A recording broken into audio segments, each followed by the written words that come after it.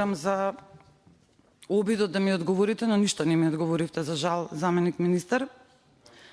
Разбирам дека не сте од областта на културата, разбирам дека не сте од областта на културното наследство, но ние тука збориме за постапки, не збориме за суштинско толкување на што е тоа археологија или културно наследство. Значи, збориме за постапки кои што треба да бидат предвидени и кои што се поврзани, па дури и Законот за културно наследство се повикува на Законот за градење и Законот за урбанистичко планирање, почитуван заменик министар. Значи, не можете да се оградите и да кажете, ние тука зборуваме, да, сериозно комплицирана е процедурата на заштита на културно наследство.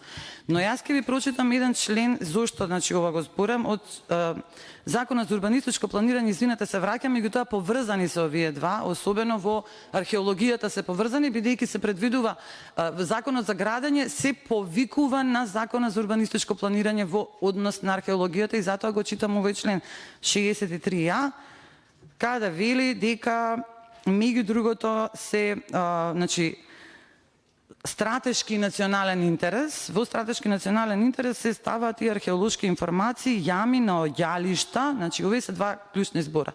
Наоѓалишта и археолошки информации.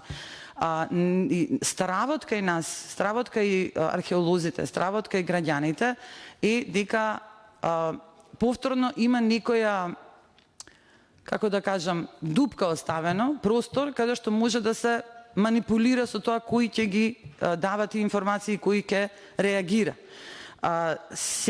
Ако вие повторно се повикате кон стратешки национален интерес, постојано го зборуваме, го слушаме тоа, дека ова е стратешки национален интерес, и па извинете, колку што е, например, важно да се изградат патиштата од стратешки национален интерес, толку е важно и да се зачуваат археолошките локалитети, и тие се од стратешки и многу голем стратешки национален интерес. Така да, не ми дадовте соодветен одговор, воопшто не ми одговоривте. Јас добро ќе го поставам ова прашање и на пратенички прашања на Министерката за култура, да видиме што ќе ми каже, меѓутоа јас знам што ќе ми каже, тоа ќе рече тоа е утврдено во Законот за урбанистичко планирање и во Законот за градење.